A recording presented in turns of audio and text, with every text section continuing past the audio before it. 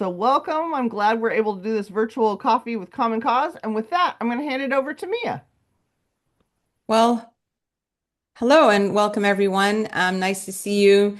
This is our agenda. I won't. You all can read lots of things. We're going to talk a lot about um, our wonderful No Kings events, and then some the first energy trial and some corruption things going on. And then I'm going to do a little section on some things that Common Cause National has been focusing on. We're going to talk about judicial endorsements, and then voting updates from Kelly, Trump's executive order, and other things. And then we'll talk about election protection, upcoming events, including May Day. And then we know we have some folks that want to just ask some questions and have conversations. So we hope to leave room for that as well. So, no kings.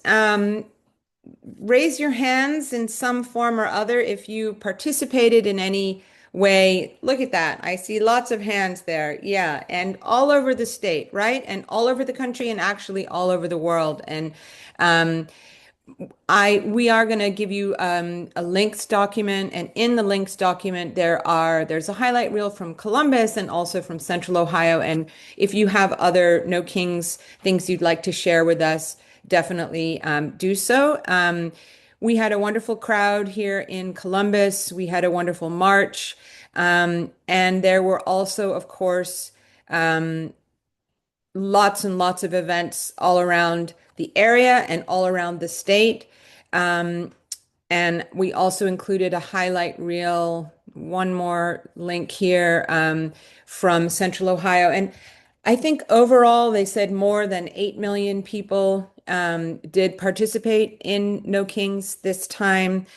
And, you know, it's obviously really uplifting to be together and to be out with people who share our concern about our democracy and our concern about autocracy, et cetera. But it's also important. It's not just fun, it's also important. And of putting on the record that we do not accept this, that we're not planning to get used to this. We know this is not normal. We don't accept it as normal.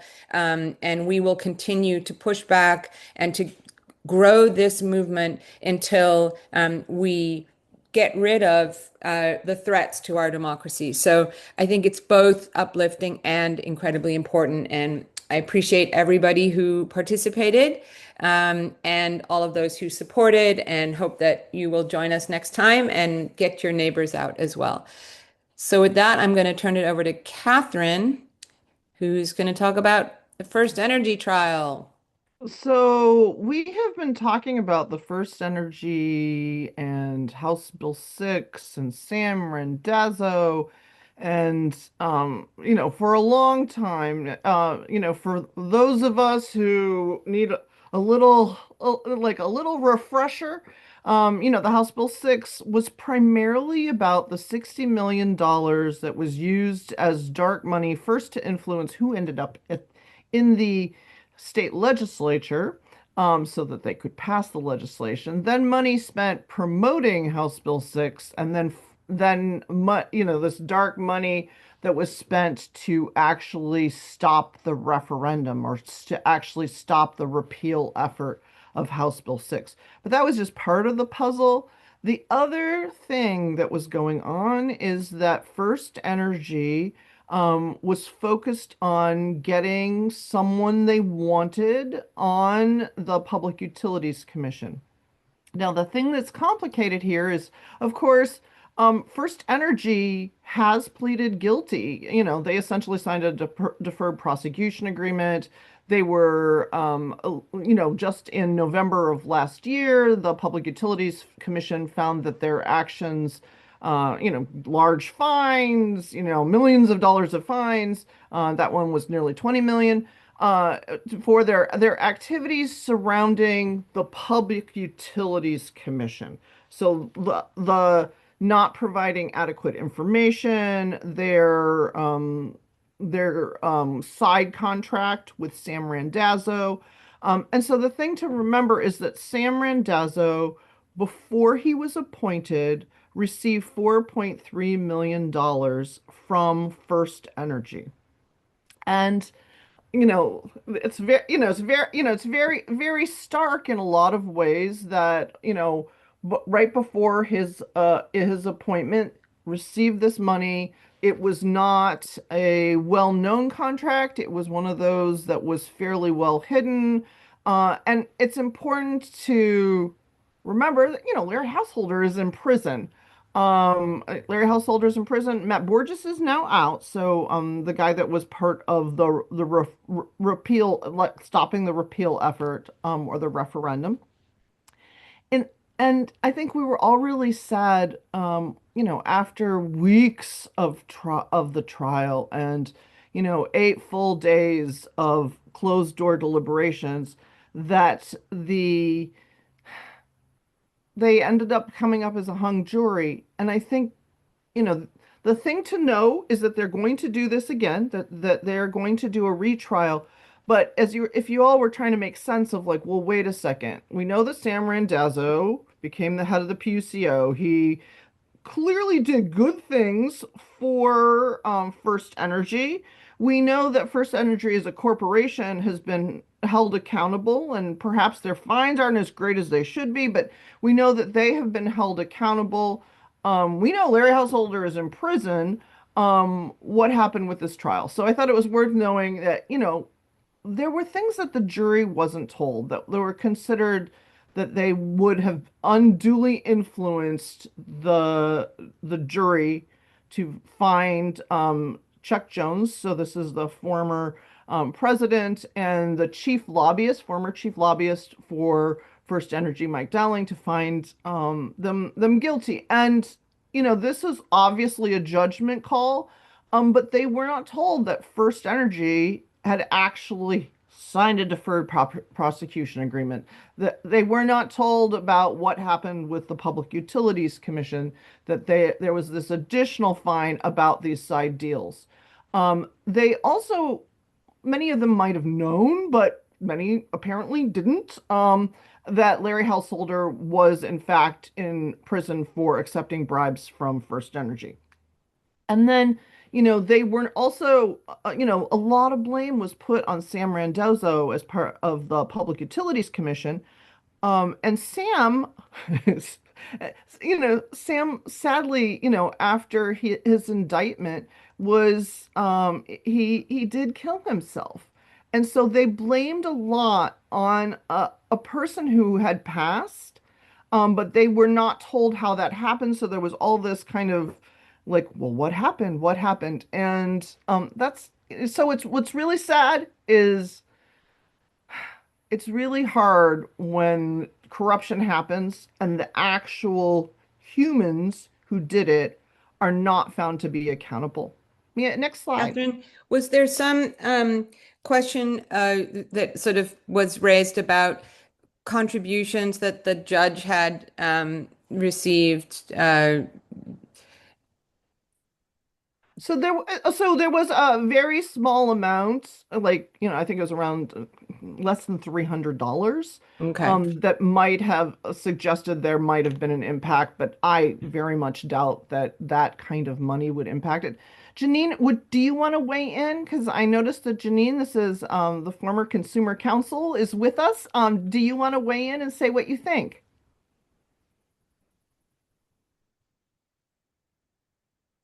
I think, what you've said has been extremely accurate, and I totally agree with everything. There has been, in reading some of the post articles, it was 9-2 towards conviction. So that gives us hope that the next time around, they'll get it. The jury will be more unanimous in their ruling. But there are a lot of us who have been watching in the legal community, public utility community, that have been watching the trial. And while we're not experts in criminal litigation, a lot of us have felt that the judge was overly cautious about being overturned on appeal and so bent over backwards in favor of the defendants in a lot of their rulings. That if the jury had had this certain information that was withheld, the verdict might have gone the other way. Mhm. I think the things withheld were a huge part of it. Yeah. And I Yes. noticed that Jacob was talking about the use of language, and I think that's clearly important to talk about him dying by suicide. It's, it's one of those things that it continues to be really hard, and we also need to be thinking about all of the people that are really struggling. And so thank you, Jacob. I appreciate that.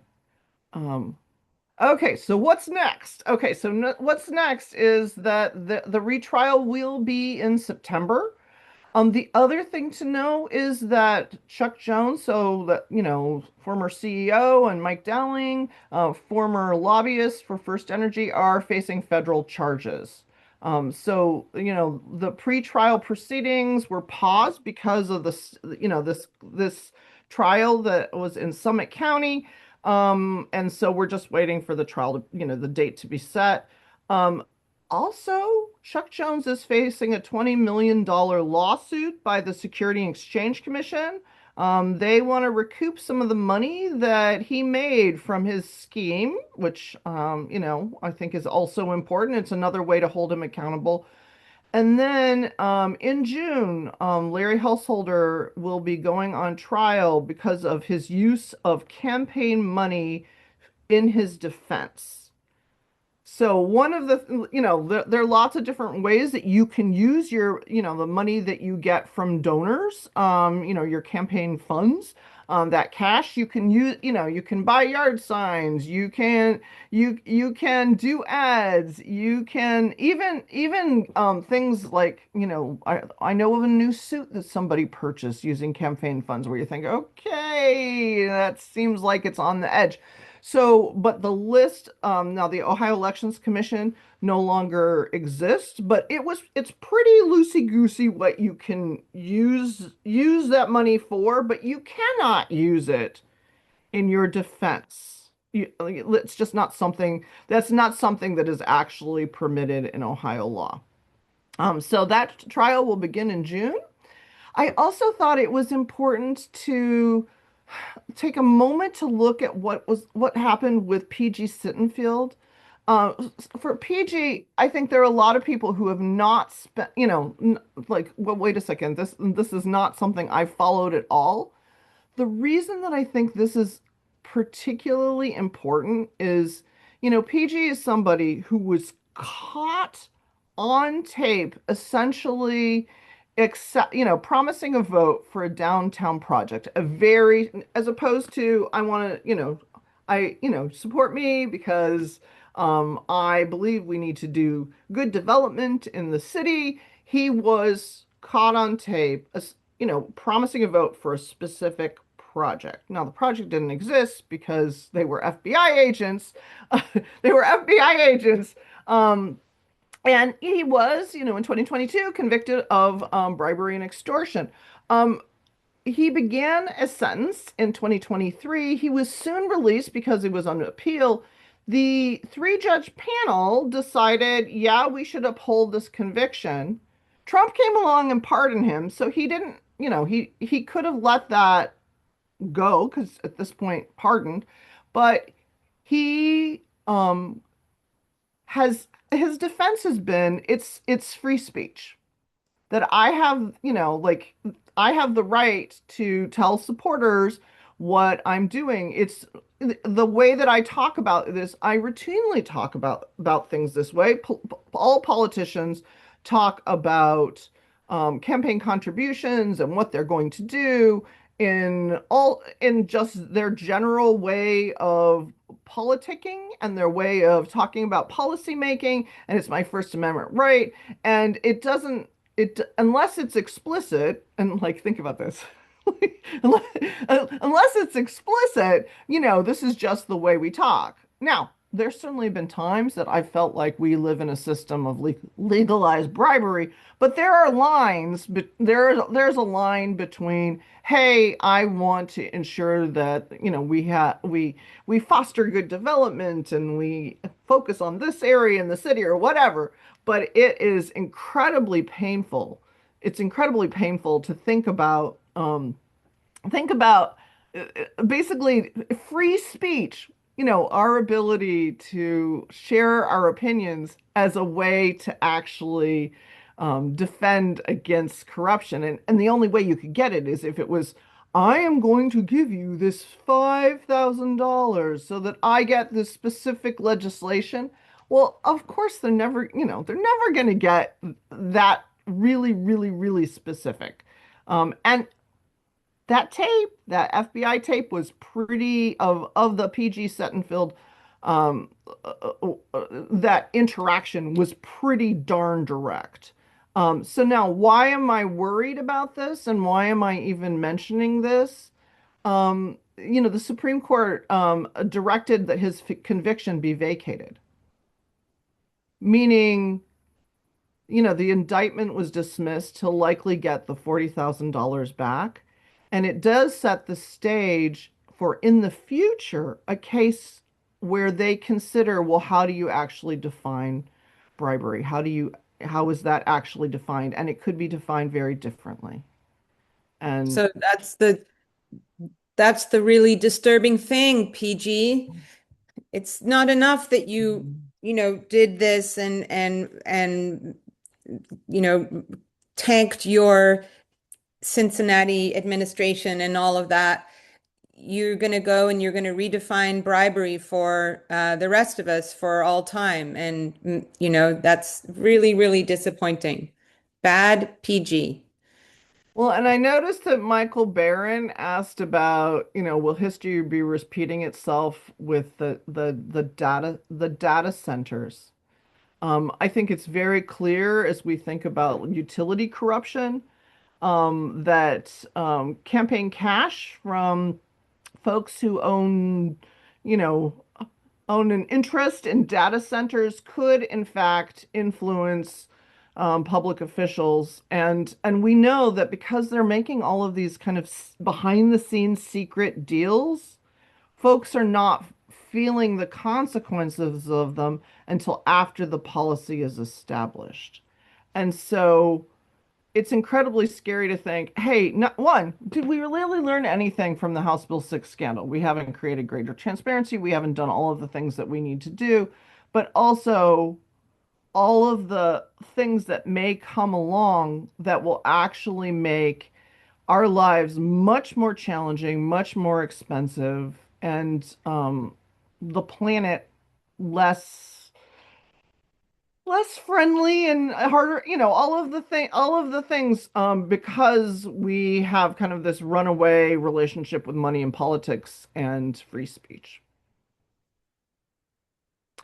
So I saw this in the New York Times. I also thought this was a trend that was worth talking about.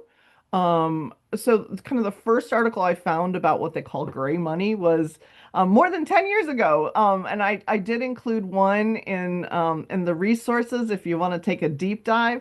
One of the things that I think is really interesting is that when I envisioned with Citizens United, when Citizens United happened, so Citizens United versus FEC was, determined by the U.S. Supreme Court in 2010. I had this notion that what would happen is corporations would very directly give the money. I mean, I don't necessarily think that I thought the ad would be paid for by BP Oil or Procter and Gamble, but that was the kind of thing that I was imagining.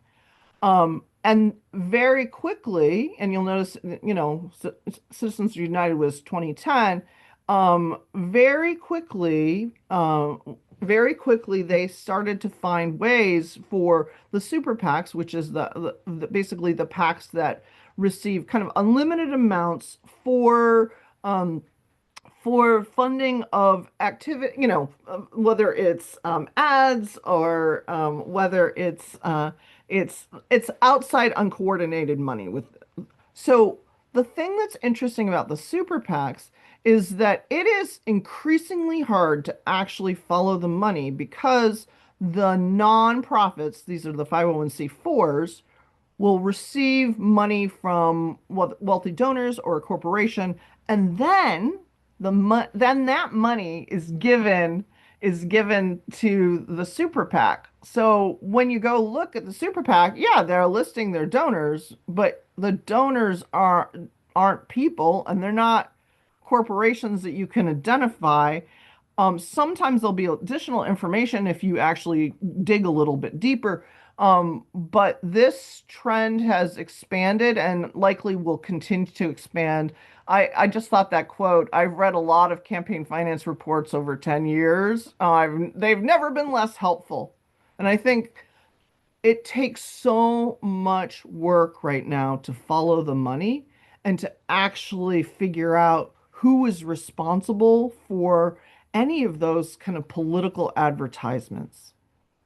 And people have so much money. I think that's also one of the weird things that's happened in our society is that this um, mushrooming of the billionaires and how many billionaires and practically trillionaires there are. And so for them to give, $100 million is it's like us giving a $5 to somebody. I mean, probably literally is that equivalent.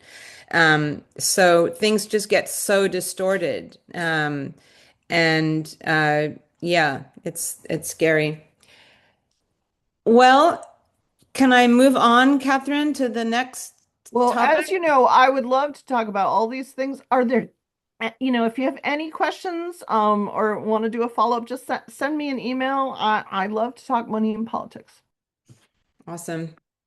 Well, I'm going to change the topic a little bit and just let you guys know a few things that Common Cause National is doing. Obviously, we are a state chapter of a national organization, and you probably get quite a few emails from them, and you probably can tell the difference between our emails and their emails. But I just wanted to kind of look at some of the things they were pushing and, tell you a little bit about them. And one of the things that they have come out in favor of right now is removing Trump from office. And I think that's quite a brave and important stance. And I think it is really important. So they have come out to calling on the cabinet, the vice president and the cabinet to invoke the 25th Amendment, Section 4, and I honestly didn't, I was a little vague on what this all was. So I hope that, I wasn't the last person to know that the 25th Amendment has to be done by the vice president and a majority of the cabinet who say the president is unfit, incapable of carrying out his duties. And it's kind of interesting. The article that I've linked from Jamie Raskin is really interesting discussion of 25th Amendment and impeachment. And one thing that Jamie Raskin has been backing for 10 years is a separate commission that would be a part of the 25th Amendment kind of apparatus that would be able to invoke the 25th Amendment, Section 4, in an emergency, or if the cabinet is part of the problem, which seems like it would have been a great idea to have that going before now. But the thing that really pushed me personally over the edge was Trump's post on Easter Sunday, where he said, Tuesday will be Power Plant Day and Bridge Day, all wrapped in one. In Iran, there will be nothing like it. Open the fucking strait, excuse me, you crazy bastards, or you'll be living in hell. Just watch. Praise be to Allah, President Donald Trump. Honestly, it brings tears to my eyes to even read that aloud. I'm ashamed to read that aloud and think that that was the president of our country. And I know he made a worse statement the next day, but that one really pushed me over the edge. And I decided to write an op-ed piece about how Trump should be removed from power immediately. And I did. And then Catherine, in her wisdom, said, well, you probably should check with Common Cause National if if it's okay, since they haven't come out yet to say that the president should be removed. And you're an employee of Common Cause, and you shouldn't be saying that if Common Cause hasn't done that yet. So we checked with the bosses in DC, and they said, no, you can't you can't send that up because we haven't come out with that position yet. And I said, okay, um, and tried to get it published in another way. And it wasn't, that's fine. But then the next day, they came out in favor of removing Trump. So I'm taking personal responsibility for the fact that Common Cause came out and said that Trump should be removed. And because my feeling is either you agree with what he's doing and you think it's fine, or you think it's dangerous for the world and he needs to be removed. I mean, there's really not an in between. So if you're fine with it, great, and if you're not, then do everything you can with all the power that you have to remove him. And I feel that we all should act that way. I feel every single day we should talk to our representatives and say, do you think this man is safe and appropriate to be president of the United States? And if you don't think that, then act on it. Because if the 25th Amendment, the problem with impeachment right now is that there's pretty much no Republicans who favor it at all. And it's, you know, Democrats are in this kind of tricky situation where they can bring it up all the time, but it won't move forward. And then it just seems futile. So we really need to push, the Republicans as well and say, is this the person that you think is safe and appropriate to be leading our country? So that is an action you can take. So we hope that you do. And then just a little bit of Oh, you information know about, what? Laura yeah, had a thought which had to do with if you invoke the 25th and Trump is gone, um, there may yeah, be no better alternative. And that's like, true, but at least you haven't, at least you've done something. I mean, we are in a really tricky situation, but the problem is if you do nothing, then you're basically saying it's okay. So, my husband is a psychologist, and this is what he says to me. He says, if you have, when something is bad, you have two choices. You can get used to it or you can try to change it. So either our job is to get used to this and be fine with it and carry on with our lives, or we have to try to change it. And that was just my decision that day after that tweet is that no, I will not get used to this. That is not, you know, um, that's not what I'm going to do. So yeah, we can just keep invoking the 25th until we get rid of the whole lot. Um, Anyway, it is frustrating, but I really truly believe that we must not allow ourselves to get used to this. We can't. We have to say that it isn't okay. And I worry about the young people who are coming up and they're voters now, and this is all they've known. And we really have to show them that this is not okay. Um, So, a couple of other things that Common Cause National is doing, I just wanted to let you know. This, so, uh, sorry, just gonna check my notes here. So, Section 702 of the Federal Intelligence Surveillance Act, which is FISA, FISA, it was a bill that was designed in 2008, and the purpose of it was to have warrantless electronic surveillance of non-US citizens in other countries. So it was a counterterrorism measure aimed at non-citizens in other countries. But the way that the law has worked is that if during that surveillance you accidentally pick up information about US citizens in America, then even without a warrant, you can go ahead and use that data. And that is how the bill has kind of evolved. So that basically right now, what it does is it allows for warrantless surveillance of US citizens. Now, in the Trump administration, that's a pretty scary thing, you know, um, thinking about it. And so the bill needs to be, it's been kind of re-upped over and over again, and it's up now and like right now for being re-upped again. And there's a push to make sure that it's clean, that it doesn't have this ability to surveil US citizens. And interestingly enough, there's just some interesting kind of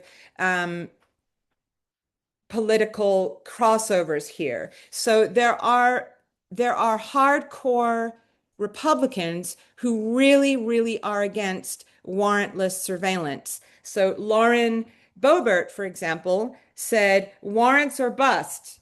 She will not vote for this unless that it requires warrants. Um, and then so you had somebody, then you have also crossovers. So Jim Jordan used to be against warrantless surveillance, but now he's moving towards agreeing with Trump. Jamie Raskin used to be in favor and is now moving against. But unfortunately, the Congressional Black Caucus has come out in favor of the warrantless surveillance, which I can't quite get my head around. So, if you happen to live in Central Ohio in Congressional District 3, as I do, and Joyce Beatty is your congresswoman, you really ought to give her a call and say, we do not need warrantless surveillance spying on Americans. It's really not appropriate. So that is some action that you can take there. I really do recommend calling your congressman about that. Another action that's coming from national is a petition about Trump's has a lawsuit where he's suing the IRS. Trump is suing the IRS because the IRS, his tax returns were revealed. It wasn't actually the IRS itself that did it. It was a contractor who worked for the IRS who was on a mission to reveal the you know, $0 tax returns of a lot of wealthy people. And his tax returns were revealed, and we all found out that he really doesn't pay taxes. Surprise, surprise. And the head of the IRS, essentially, it's under his purview, is suing the IRS for $10 billion. And so there's a couple of articles there that are pretty interesting about just how nonsense and insane this is. So how will his Department of Justice, argue against him? Everything about it is messed up. Democrats have put forward a bill basically to not allow the president and the vice president to profit from lawsuits against the government while they're in office. So um, I think, yeah, that's the title of the article. Definitely have to check that out. So um, this is a crazy thing. It's a really Trump kind of thing. This is not the only lawsuit, by the way, that he has against the government where he's trying to um, extract money from the government that he is the head of at the moment. All right, I'm going to go on. There's a petition about the Postal Service coming from National. So Mia, Yeah, before you go on, yeah, there was this wanting to confirm that you said yeah. that the I'm, Congressional Black Caucus yeah. supports spying. Congressional, yes, that is correct. The Congressional Black Caucus will support the clean reauthorization of FISA Section 02, a warrantless surveillance authority that has been used to spy on African Americans. There's an article linked there. Um, I'm there's a lot of pressure there's a lot of pressure around all of these kind of national security things.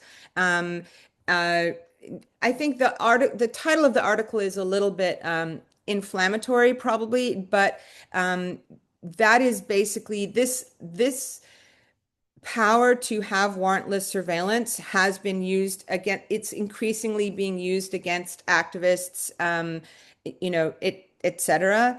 So I think the point is that we want the bill. We want to make sure that it doesn't allow warrantless surveillance. Warrants, like, I'm with Lauren Boebert on this. Warrants or bust. We don't want to have warrantless surveillance. So I think that's the point. I don't know if that has a specific other name. I will find out and I will let you know. But the action is when you click on that link and there's an action, it has more, a little bit more explanation, etc. Um, And then we'll make sure in the follow-ups yeah. that we provide some kind of additional bullet points. One of the things that I'm always really glad that we get together to talk about all of the different things that are going on, but it is complicated. So we'll make sure to include kind of bullet points, kind of some more additional information so that you have that. I think that I think the point is it isn't that that the Congressional Black Caucus is like, oh, let's allow this thing that's been used on Black Lives Matter activists. I think they're saying they're supporting a bill which, by the way, has been used against all kind of activists, including Black Lives Matter activists. I think that's kind of it's a little bit of a attention grabbing headline, but that's kind of the point that it's trying to make. But I'll make sure to follow up with you about that. Anyway, two last actions that National is encouraging people to participate in. Um, you know, the post office, there's an article from NPR here basically saying if things carry on the way they are, the post office will be out of money as early as October.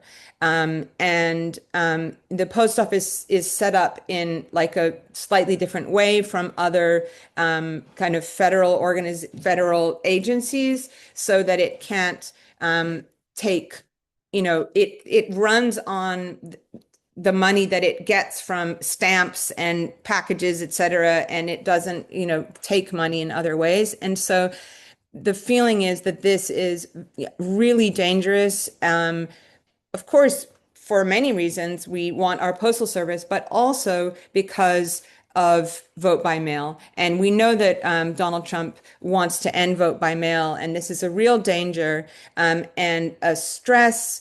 You know, Stress over vote by mail because of the health of the post office is kind of the last straw. So we really want to protect the post office. We want to protect vote by mail, and that is really important. Final thing, and then we'll move on to the next thing.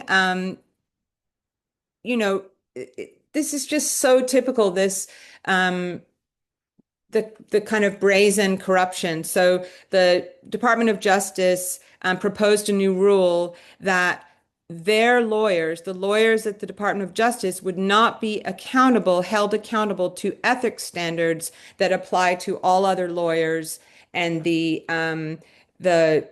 the catch is, they're saying if we, the Department of Justice, say that we are going to review it, for as long as we say that we will review it, you can't do anything about it. So they can just say, well, we'll review that. And then they hold that indefinitely. And then those lawyers are never held to account. It's obscene. It's clearly, absolutely horrendous. So these are some of the things, you probably get a tsunami of emails from National. Often they have a quick action in them that you can take, or just to read about these issues that are happening on a national level, can be really, yeah.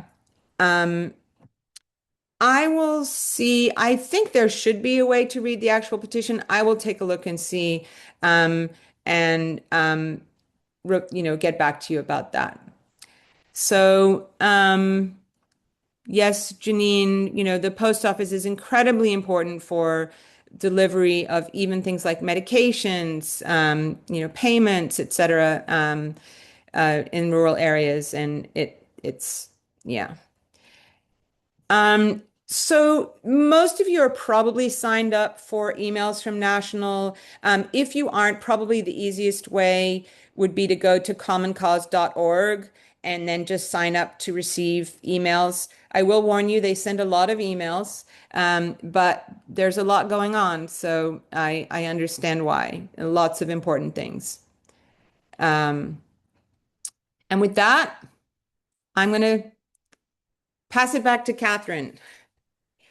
So we're back to Ohio. This is something you probably weren't paying a lot of attention to, but just a few days ago, the Ohio Supreme Court determined that the codes of conducts, the ones that each state has, that in fact federal courts have, the Ohio Code of Conduct, that it violated a judge's First Amendment rights. So this goes back to First Amendment rights. Now, one of the things that is incredibly sad about this is, this is a judge, Judge Ruddock, who faced disciplinary action because he was highlighting his son's campaign. And he, did this on Facebook, but that is something that is prohibited in the judicial codes of conduct. And, the reason for that is that, in fact, what we really want when it comes to judges is we want them to be referees. We want them to be umpires. We want them to, base their decisions on law.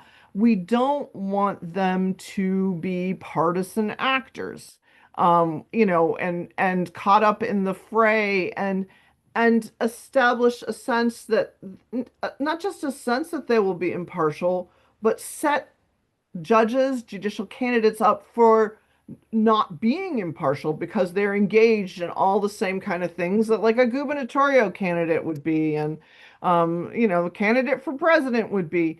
And so there are very strong rules in the Ohio Code of Conduct that prohibit judicial candidates from electioneering. But that's, just this week, we are the very first state that is permitting judges to make partisan endorsements. Now, many of you will remember that in 2021, there was this mad push to actually put partisan labels on the Ohio Supreme Court and on the appeals courts. And there was a push to do that. And you might say, well, what was going on? What was going on is more Democrats were getting onto the Ohio Supreme Court. And so there was a push by the political party in power um, to actually establish partisan labels. So now, when it comes not to the municipal level, but for those Supreme Court candidates in the appeals courts, they have R's and D's. They run as Republicans or Democrats, and you see the Repu the that you see that label on the ballot. Now, this gets complicated because, of course, for many, it's an additional piece of information, but it definitely set up the court to appear to be much more partisan. And in fact, because we have partisan labels, the Democrats ended up getting, losing their races. And you can't always say things are causal, but having those partisan labels at the state level has eliminated Democrat after Democrat from the Ohio Supreme Court. There's one last remaining one, Jennifer Brunner. Jennifer Brunner just in 2023 filed a suit to stop partisan labels. She went to the appeals court to stop it. And her argument was, hey, the Ohio Judicial Code of Conduct says we can't engage in electioneering, we can't highlight other people's campaigns, we can't be partisan actors. So the partisan labels are not appropriate. And so she did that to a federal appeals court. So the thing to know is that by gutting this, it guts her lawsuit to stop the partisan labels. And the thing that's important here is none of the parties in the case suggested there was a First Amendment right for this retired judge to do this. It was not part of the case. This was in front of a disciplinary council. So, as Justice Fisher talked about it, I think it's important to remember there wasn't the benefit of briefings. This is an Ohio Supreme Court. This isn't a federal court. And federal courts are generally the ones that tackled, the U.S. Constitution.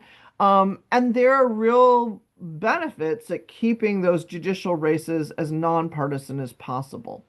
And, this is one of those structural kinds of things that could impact Supreme Court races for years to come. And it's just incredibly sad. Any of the legal scholars on here that want to jump in and say a few words?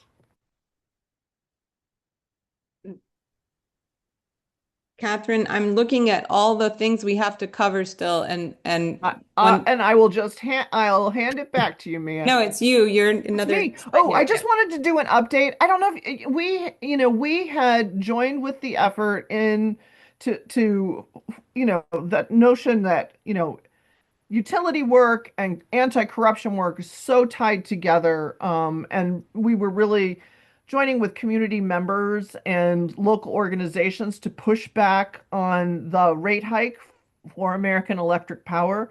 Um, this was not successful. And I wanted to let you all know that. I included, this quote from Morgan Harper, who's with Columbus Stand Up. I think, it's just incredibly challenging, um, and we are living with the ongoing consequence. Every time we pay our electric bill, we are living with the consequence of corruption, and it is all around lots of our daily activities and our cost of living. And as we approach all of the different work that we do and the community efforts that we have, we need to be thinking about how do we pushback so that we can actually afford the things that we need. And certainly electricity is one of the things that we need. It's not water, but boy, do we need it.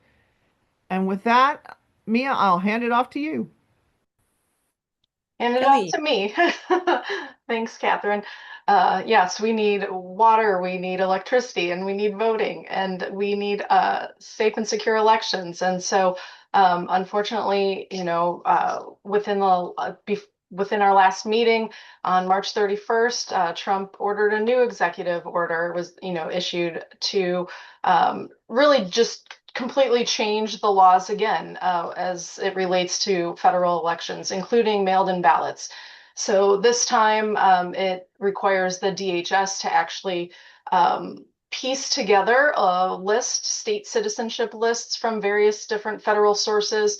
It imposes criminal liabilities on election officials, and it also really directs the postal service to design mail-in ballots and create the envelopes and create lists, and then suggests that states can send their lists to the USPS to make sure they can confirm who should be on the lists, and very strange, very super strange, illegal manipulation of the elections process that states are in control of. And so really, I would say almost before the ink was dry, many organizations have sued on that executive order, including Common Cause. And this unfortunately is something that needs to play out in the courts.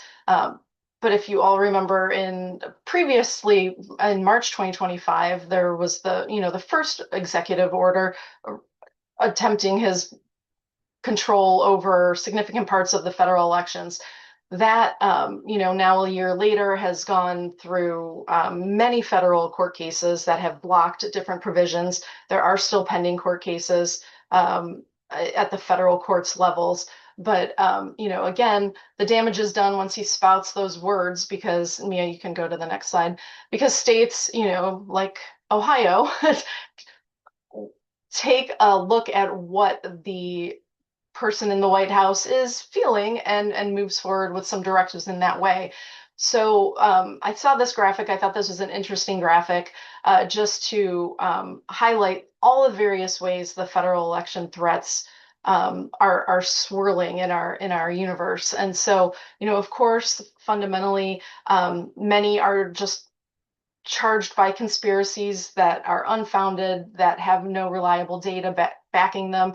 But inside that frame of conspiracies, the federal government has tried to deploy federal power in various ways, of course, manipulate election laws like these executive orders, use violence and potential fear of violence, to get their way. And then ultimately, the expectation is if those things fail, they will actually work to overturn results of elections. We see multiple criminal investigations in election offices in different parts of the country, but we also see it in different ways. Like the U.S. government is planning an international counterterrorism Antifa summit for June or July, where they're trying to get together different nations to talk about left-wing mobilization.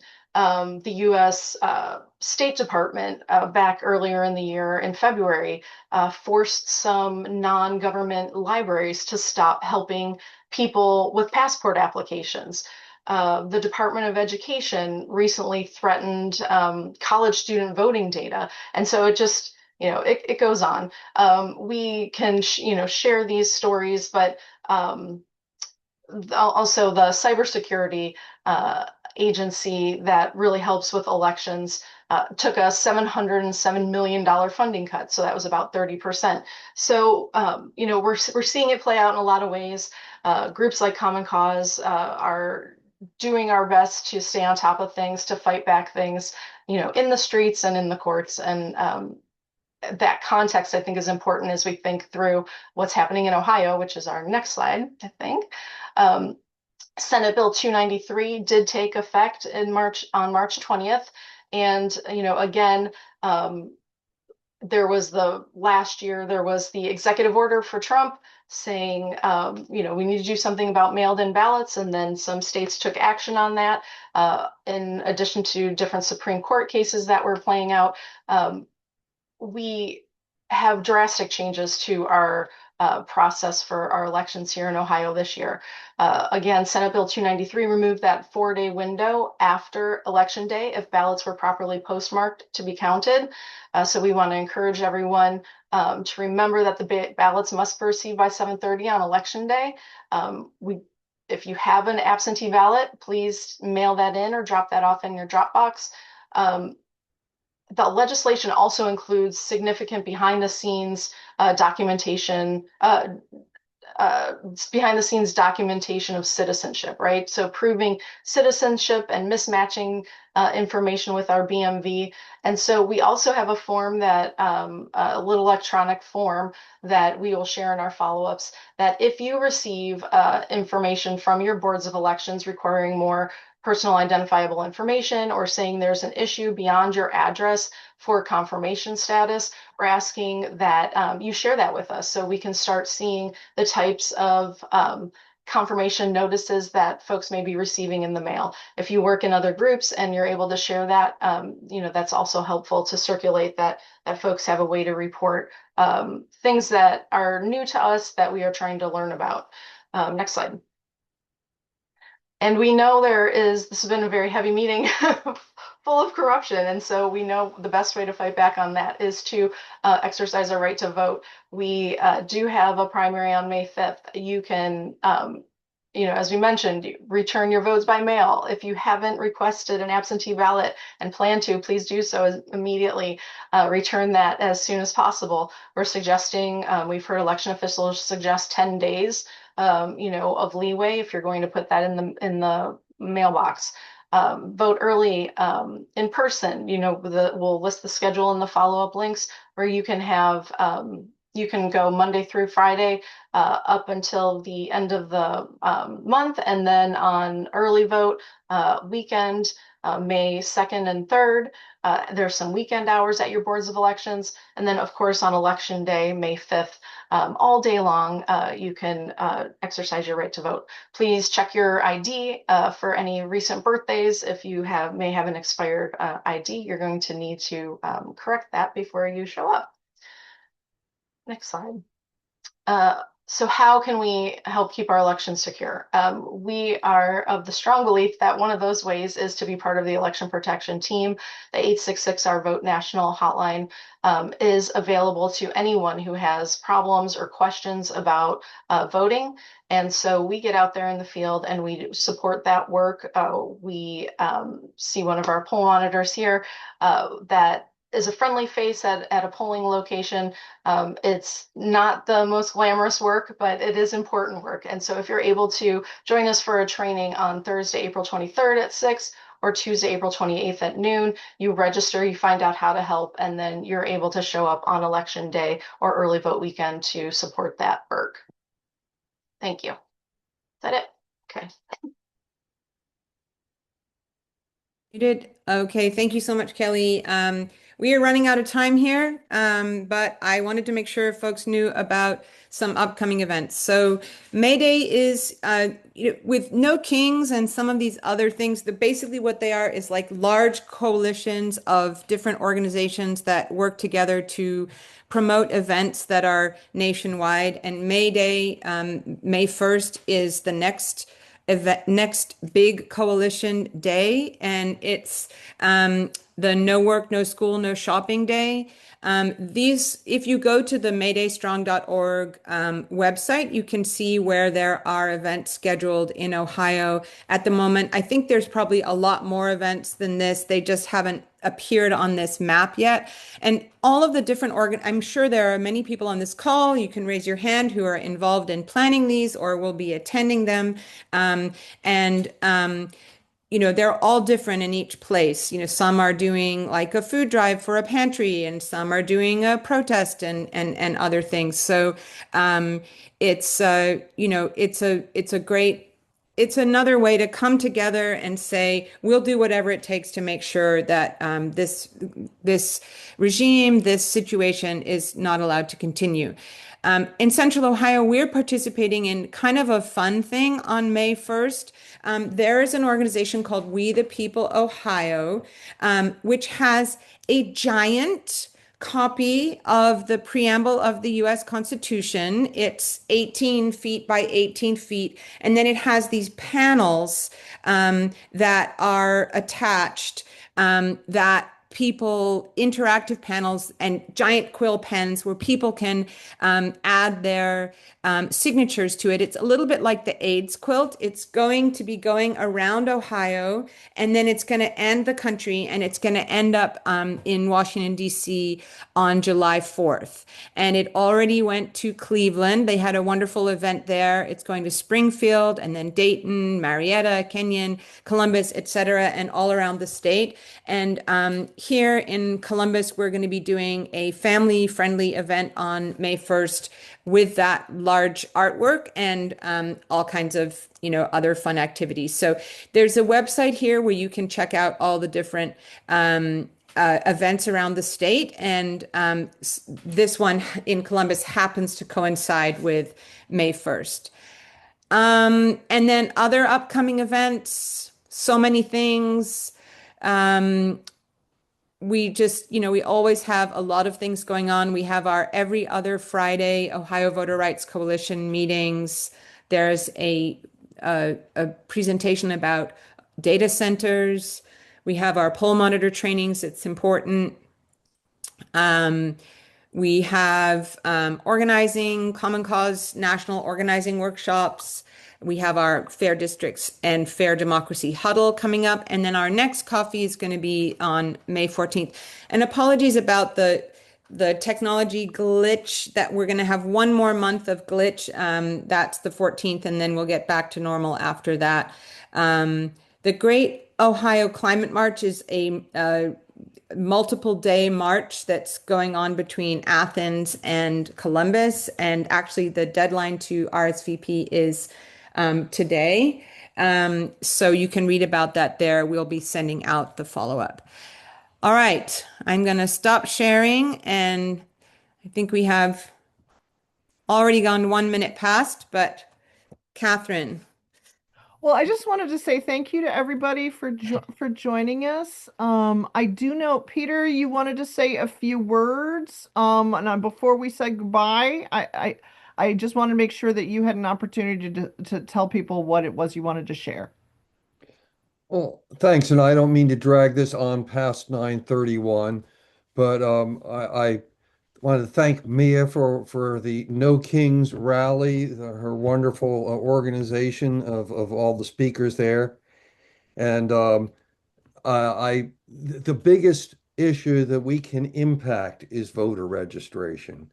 All we can do is get people out to the polls. People have to figure it out. We can do everything we can to get get the information in their hands, but it starts with them being registered. Registration for the primary is passed. People can be registering, and they can be getting their absentee ballots for the November election right now. I'm in the what we did at the Franklin, the walkthrough at the Franklin County Board of Elections led me to be in communication with Aaron Gibbons there, who was leading it, and I've peppered her with questions to try to get all the facts straight on this, so that we can be, and I'll forward things as I hear from her. She's feeling a little overwhelmed, I'm sure. But the one important thing is that absentee ballots and registration forms are present at all public libraries throughout the state and can be filled in at the libraries and handed right back to them, and the libraries will return them to the county boards of election. And this is something that they know, but that isn't made clear to the patrons. And I'm working on trying to get that out there in terms of posters to all libraries, so that people know that this, hey, we've got this here. You can do it one-stop shopping here.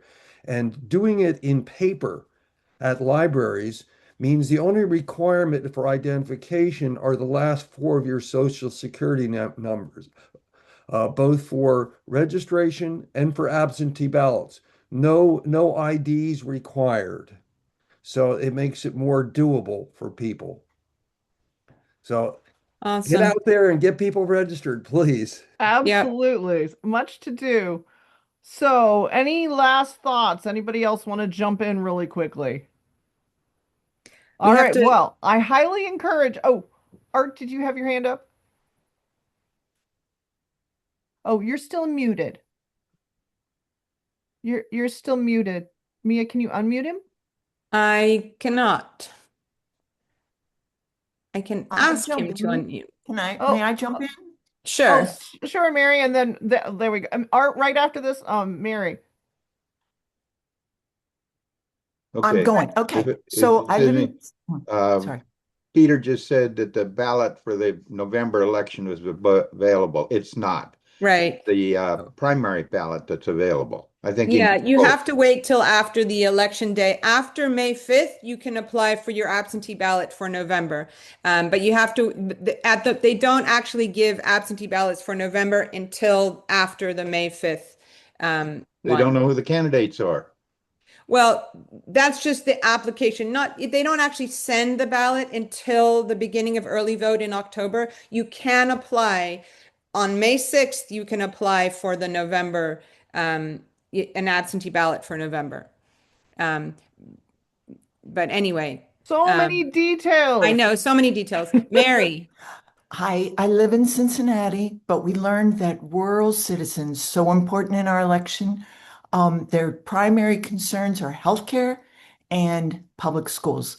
yeah, We, a little group of us, found a group of volunteers that live in Lancaster, Ohio, and they formed a federal PAC in 2018 to help groups such as anybody around the state to go through them to buy billboards.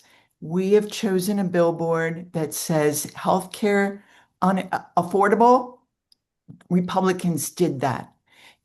We sent a letter out to friends with the hope of putting up two billboards. We have enough money to put up 9 billboards. We're going to put up three in 3 different counties. We're going to put them in rural areas that instead of people driving 70 miles an hour, they're driving more like 40 miles an hour. So they're seeing these billboards. If anybody else wants to join in this effort, to put up billboards in your rural counties, please contact me and I can connect you with this super PAC.